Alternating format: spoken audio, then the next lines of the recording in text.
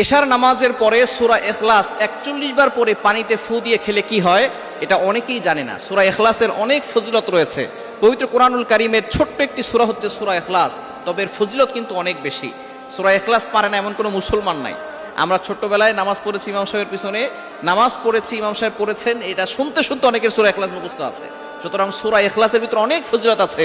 নবীজি সাল্লাল্লাহু আলাইহি সাল্লাম জানিয়ে দিয়েছেন, যে ব্যক্তি সূরা ইখলাস একবার পড়বে, কোরআন শরীফের 10 পারা পড়লে যে সওয়াব হয়, সেই সওয়াব তার আমলনামায় আল্লাহ তাআলা দিয়ে দিবেন।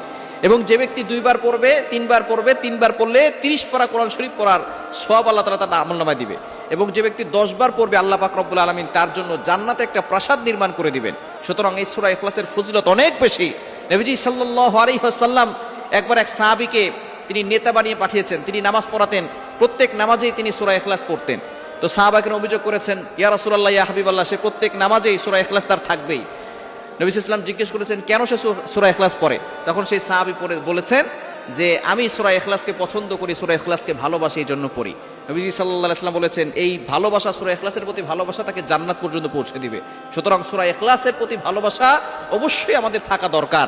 এবং এশারের নামাজের পরে সূরা ইখলাস যদি আপনি ৪১ বার পড়েন, বিসমিল্লাহ সহকারে পড়বেন, প্রথমে দুরূদ শরীফ পড়বেন, শেষে দুরূদ শরীফ পড়বেন, এই পানিটা পান করলে আল্লাহ পাক রব্বুল আলামিন আপনাকে সুস্থতার নিয়ামত দান করবেন, আপনাকে আল্লাহ তাআলা সুস্থ করে দিবেন। দ্বিতীয় নাম্বার হচ্ছে, আল্লাহ তাআলা অভাব দূর করবেন। যদি সূরা ইখলাস আপনি ৪১ বার পরে পানিতে ফু দেন, ওই পানিটা পান করেন এবং একটু ঘরে ছিটিয়ে দেন, ওই ঘরের থেকে আল্লাহ তাআলা অভাব দূর করে দিবেন।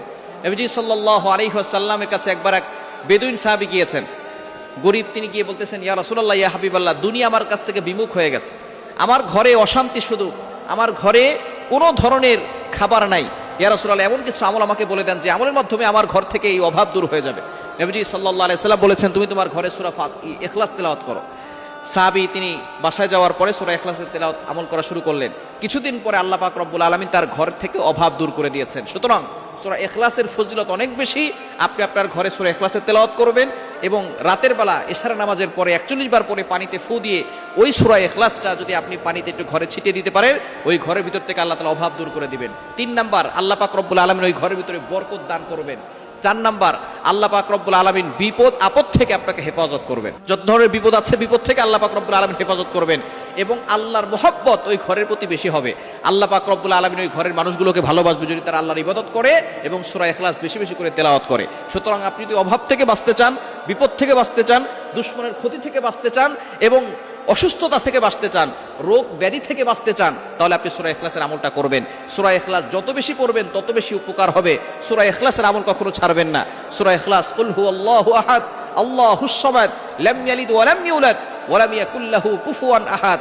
এই সূরা ইখলাস যদিও ছোট্ট সূরা, কিন্তু ফজিলত অনেক বেশি। এই ফজিলত বলে শেষ করা যাবে না, তবে অবশ্যই আমরা এই আমলটি করার চেষ্টা করব ইনশাআল্লাহ।